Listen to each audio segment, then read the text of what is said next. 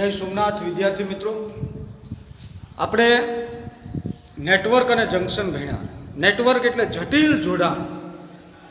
જટિલ જોડાણ માટે પ્રવાહ મેળવવો હોય, વીજ પ્રવાહ મેળવવો હોય, અવરોધ મેળવવો હોય તો ત્યાં ઓહમનો નિયમ કામ આપે નહીં. ઓહમનો નિયમ R બરાબર V/I આ કામ આપે નહીં, કેમ કે આ માત્ર ને માત્ર સમાંતર અને શ્રેણી જોડાણ માટે જ કામનું છે. તો એના માટે આપણે કિર્ચોફનો નેટવર્કમાં વીજ પ્રવાહ અને અવરોધ મેળવવા માટે કિર્ચોફનો નિયમ છે એ ભણવાનો છે. કિર્ચોફનો પહેલો નિયમ વીજભારનું સંરક્ષણ સમજાવી, કિર્ચોફનો બીજો નિયમ છે એ પહેલો નિયમ છે એ સમજાવે. વીજભાર સંરક્ષણ કોને કહેવાય આપણને ખબર છે કે વીજભારનો ક્યાંય સંગ્રહ નથી થતો, વીજભારનો ક્યાંય નાશ નથી થતો, સ્વયં ઉત્પન્ન નથી થતો. જેટલો દાખલ કરવામાં આવે એટલો જ છે એ બહાર નીકળે. આને આપણે વીજભાર સંરક્ષણનો નિયમ છે એ કહેવાય. અને વીજભાર સંરક્ષણ શા માટે પાલન થાય હજી સુધી ખબર છે નહીં. Professor M.F. ડિરાક વૈજ્ઞાનિક કહેતો કે સમય સમદિગ્ધર્મી હોવાના કારણે વીજભાર સંરક્ષણ પડાતો હોવો જોઈએ, પણ સમય ક્યારે બાળકો સમદિગ્ધર્મી હોતો નથી. એટલે હજી પ્રશ્નાર્થ છે. હવે આવું એક જંકશન છે O બિંદુ, બરાબર જોજો. આમાં 5 પ્રવાહો I1, I2, I3, I4 અને I5. I1 Q1 વીજભારના કારણે, I2 Q2, I3 Q3, I4 Q4 અને I5 Q5. I1 અને I3 છે એ અંદર જાય, અંદરની તરફ, અને બાકીના વીજ પ્રવાહો છે એ બહાર નીકળે. વીજ પ્રવાહ તો વ્યાખ્યા એકમ સમયમાં પસાર થતા વીજભારના જથ્થાને શું કહેવાય? વીજ પ્રવાહ. એટલે I1 બરાબર Q1 છેદમાં T, I2 બરાબર Q2 છેદમાં T, I3 બરાબર Q3 છેદમાં T, I4 બરાબર Q4 છેદમાં T, I5 બરાબર Q5 છેદમાં T. બરાબર છે? વીજભારને ને પ્રવાહને બંને સાપેક્ષ. પ્રવાહ વીજભારથી જ નિર્માણ છે એ થાય. હવે અંદર જતા પ્રવાહો કયા છે? I1 અને I3. એટલે અંદર જતાનો સરવાળો બરાબર બહાર નીકળતા પ્રવાહો કયા છે? I2, પછી I4 અને I5. આને I1 છે તો આની કિંમત આઈને તો Q1 છેદમાં T, બરાબર છે? બધાની કિંમત મેળવી દીધી. અહીંયા છેદમાંથી T કોમન, આ બાજુ T છે એ કોમન. T બંને બાજુ કેન્સલ થયા એટલે Q1 Q3 બરાબર Q2 Q4 Q5. એટલે જેટલો અંદર દાખલ થાય એટલો જ બહાર નીકળે. એટલે આ વીજભારનું શું થયું કહેવાય? સંરક્ષણ. આ પ્રવાહની શું થયું કહેવાય? અંદર જતો પ્રવાહ બરાબર કેટલો હોય? બહાર નીકળતો પ્રવાહ. હવે આ જે પદ છે એને ઉપાડીને અહીં લઈ આવો એટલે આ પ્લસ છે એ બધા શું થાય? માઈનસ. એટલે જોજો I1 I2 I1 I3 I2 I4 I5 બરાબર શું થાય? 0. એટલે જંકશન પાસે જ્યારે વીજ પ્રવાહોનો સરવાળો કરવામાં આવે અહીંયા, ત્યારે બેઝિક વીજ પ્રવાહનો સરવાળો કેવો થશે? 0. એવી રીતે વીજભારનો પણ બેઝિક સરવાળો કેવો થશે? 0. સિગ્મા Q બરાબર 0, સિગ્મા I બરાબર 0. એટલે કિર્ચોફનો પ્રથમ નિયમ એવો છે કે જંકશન પાસે ભેગા થતા વીજ પ્રવાહનો બેઝિક સરવાળો શૂન્ય થાય છે. હજી બોલું, જંકશન પાસે ભેગા થતા વીજ પ્રવાહનો બેઝિક સરવાળો શૂન્ય થાય છે. ઓકે? હવે સરળતા માટે દાખલા ગણવા માટે અંદર જતા પ્રવાહો છે ને એને ધન ગણવામાં આવે. આ બે ધન, અહીંયા તમે જોયો આ બે પ્લસ, અને બહાર નીકળતા પ્રવાહો છે એને ઋણ ગણવામાં આવે, માઈનસ. હવે દાખલામાં કેવી રીતે આપણે ઉપયોગ કરશું ખબર? આ ધારો કે જંકશન છે, અહીંયાથી વહેતો પ્રવાહ I. હવે બે પ્રવાહો અહીંયાથી ગયા અને I1 કહીએ અને I2 કહીએ. તો જંકશન આપણે લખશું કે કિર્ચોફના પ્રથમ નિયમ પ્રમાણે I બરાબર શું થાય? I1 I2. I માંથી બે ભાગ પડ્યા અને આ બાજુ લઈ આવો એટલે એનો સરવાળો પાછો કેવો થઈ જાય? 0. બરાબર છે? એટલે જંકશન પછી અહીં ભેગા થાય બધા તો શું થઈ જાય? શૂન્ય. ભાગ પડે જેટલા પણ હજી અહીં ત્રીજી લીટી હોય I3 તો શું થાય કે I બરાબર I1 વત્તા I2 વત્તા I આવી રીતે કિર્ચોફનો પ્રથમ નિયમ જંકશન આગળ એપ્લાય કરી શકાય. હવે કિર્ચોફનો બીજો નિયમ આપણે જોઈએ.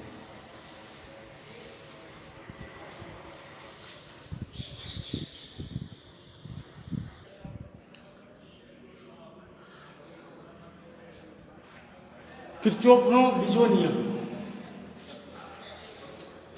કોઈ પણ બંધ પરિપથ માટે વિદ્યુત માનની એકમૂલ્યતા સ્વીકાર્ય અને કિર્ચોફનો બીજો નિયમ.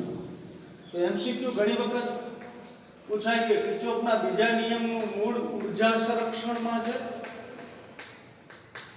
અને વીજ સ્થિતિમાનના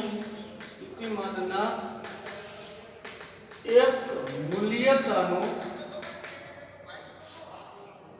અર્થ આપે છે. કિર્ચોફનો બીજો નિયમ MCQ ઘણી વખત બોર્ડમાં પૂછાણો. કિર્ચોફનો બીજા નિયમનું મૂળ શેમાં છે તો કે વીજભાર ઉર્જા સંરક્ષણમાં. પહેલા નિયમનું મૂળ વીજભાર સંરક્ષણમાં. જોજે જાજી વખત ગુજકેટમાં અને બોર્ડમાં MCQ બીજા નિયમનું મૂળ ઉર્જા સંરક્ષણ અને શેનું મૂલ્ય આપે વીજ સ્થિતિમાનની એક મૂલ્યતાનો અર્થ આપે. આ લખતા જાજો સાથે સાથે. ઓકે, હવે એના કિર્ચોફનો નિયમ વાપરવાના નિયમો. કિર્ચોફનો બીજો નિયમ વાપરવાના નિયમો આ લખી લઈએ. આમાંથી લખી લેજો, ઓલામાંથી નહીં. પેલું, મુસાફરી દરમિયાન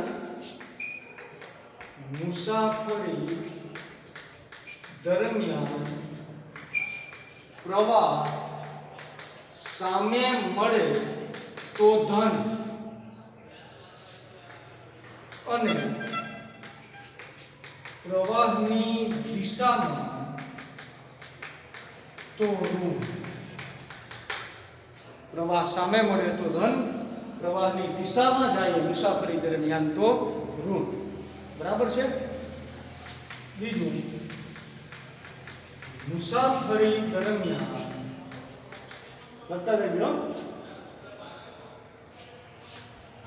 બેટરીનો ઋણ છેડો આવે તો ધન લેવું અને ધન છેડો આવે તો ઋણ. અને જ્યાં અવરોધ હોય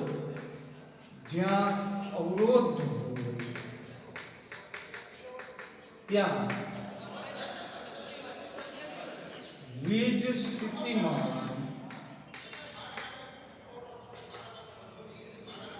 R બરાબર V છેદમાં I, V બરાબર IR, એટલે કે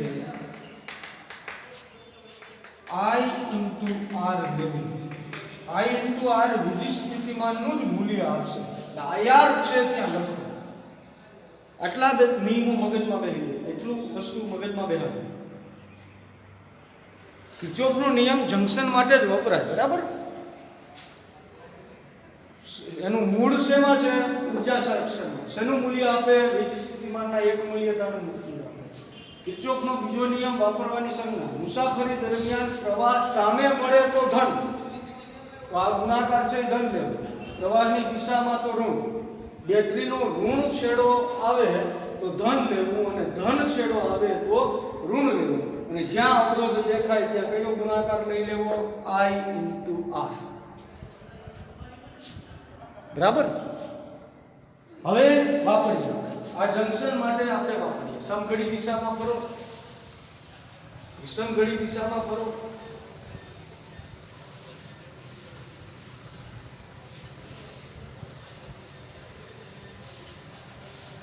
હવે આ એ બિંદુથી આમ ફરવું. બરાબર. સમઘડી દિશામાં અહીંથી આમ શરૂ કરીએ. એ બિંદુથી VA લખવાની બુકમાં હશે. અહીંયા એ બિંદુથી છે એટલે VA લખો તો હાલે, પણ એ ન લખો તો હાલે. એટલે અહીંયાથી પ્રવાહ કેમનો જાય? પ્રવાહ કેમ જાય કે પ્રવાહની દિશામાં એ આ જે તીર છે ને જોતા જાજો લાયા છે પ્રવાહની દિશામાં એટલે અહીંયા શું લખશું માઈનસ અવરોધ છે એટલે પ્રવાહ અને અવરોધનો ગુણાકાર I1 R1 minus I1 R1 minus શા માટે તો કે પ્રવાહની દિશામાં બેટરીનો કયો છે કઈ બેટરી છે એપ્સિલોન કયો છેડો આવ્યો ઋણ છેડો આવ્યો તો ધન એપ્સિલોન 1 પ્લસ લખવાનું અહીંયા આમ આવો પ્રવાહ કેવો મળ્યો સામે મળ્યો આપણને બરાબર છે આની પ્રેક્ટિસ આપણે જાજી કરીશું પ્રવાહ સામે મળ્યો અવરોધ છે અહીંયા કયો પ્રવાહ છે I2 સામે મળ્યો તો પ્લસ અવરોધ અને પ્રવાહ અવરોધ છે એટલે પ્રવાહ અને અવરોધનો ગુણાકાર I2 R2 હાલો કયો છેડો આવ્યો પ્લસ છેડો આવ્યો તો માઈનસ એપ્સિલોન 2 પ્રવાહની દિશામાં એટલે માઈનસ અવરોધ દેખાય એટલે પ્રવાહ અને અવરોધનો ગુણાકાર I3 R3 પ્રવાહ સામે મળ્યો તો પ્લસ અવરોધ અને પ્રવાહનો ગુણાકાર I4 R4 પ્રવાહ સામે મળ્યો તો પ્લસ I5 R5 બરાબર 0 આ કિર્ચોફનો નિયમ હજી પાછું હું લગાવું હવે આને આમ પણ લખી આપો એપ્સિલોન અને બેને આ બાજુ લઈ જાઓ તો માઈનસ I1 R1 વત્તા I2 R2 minus I3 R3 વત્તા I4 R4 વત્તા I5 R5 બરાબર પ્લસ છે તો માઈનસ એપ્સિલોન 1 ને માઈનસ છે તો plus epsilon 2 I1 R1 I into I એટલે વિસ્તૃતિમાનનો ગુણાકાર જ છે V1 આ શું થશે V2 આ થશે V3 આ થશે V4 આ થશે V5 એટલે જંક્શન આગળ ભેગા થતા વિસ્તૃતિમાનના એક મૂલ્યતાનો અર્થ આપણે નેટવર્કની અંદર પસાર થતા આનુવંશિક પ્રવાહ અને અવરોધોના ગુણાકારનો સરવાળો જોજો નિયમ હું કે બીજો નિયમ નેટવર્કમાં પસાર થતા પ્રવાહ અને અવરોધનો ગુણાકાર બેનો ગુણાકાર અને એનો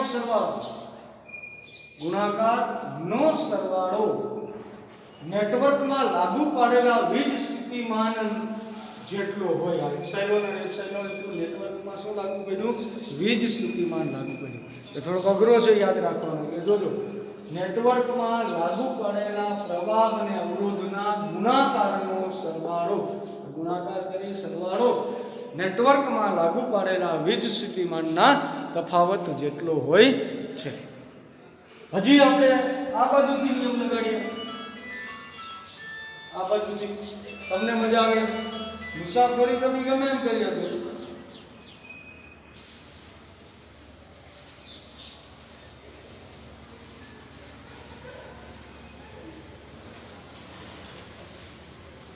ચાલો ક્યાંથી શરૂ કરું આ ડી પાસેથી શરૂ કરીએ અને આમ જાય ઓકે હાલો અહીંથી આપણે કયો છેડો આવ્યો પ્લસ છેડો આવ્યો એટલે માઈનસ એપ્સિલોન 1 પ્રવાહ શું મળ્યો મુસાફરી દરમિયાન સામો મળ્યો એટલે પ્લસ કયો પ્રવાહ છે I1 R1 અવરોધ દેખાય એટલે પ્રવાહ અને અવરોધનો ગુણાકાર પ્રવાહની દિશામાં એટલે પેલાનું સંખ્યા માઈનસ આ બેનો ગુણાકાર I5 R5 પ્રવાહની દિશામાં એટલે માઈનસ I4 R4 પ્રવાહ સામે મળ્યો એટલે પ્લસ I3 R3 માઈનસ થયેલો એટલે પ્લસ એપ્સિલોન 2 પ્રવાહ શું મળે ની દિશામાં માઈનસ I2 R2 બરાબર શું થાય 0 આના માટે કોઈ પણ માટે ગમે ત્યાંથી મુસાફરી કરો કોઈ ફેર પડે ઓકે અને આ પછી આમ લઈ જાવ તો I1 R1 minus I5 R5 minus I4 R4 વત્તા I3 R3 minus I2 R2 બરાબર પ્લસ એપ્સિલોન 2 માઈનસ એપ્સિલોન 2 તો સિગ્મા આયા બરાબર લાગુ પડેલું વિસ્થિતિમાન સિગ્મા એપ્સિલોન આ એક માત્રા વીજ સ્થિતિમાનના જેટલું વીજ સ્થિતિમાન લાગુ પાડો બેટરી વડે એટલું જ વીજ સ્થિતિમાન તમે મુસાફરી કરીને રહો એટલે એટલું જ રહે વધી ક્યાંય વીજ સ્થિતિમાન જાતું નથી બરાબર છે આવતા લેક્ચરમાં આની ઘણી બધી આપણે પ્રેક્ટિસ કરશું અને દાખલાઓ ગણશું અને ફોટો મોકલાવી લખી લેજો આમાંથી પેલા નિયમો ને એ બધું લખી લેજો બરાબર છે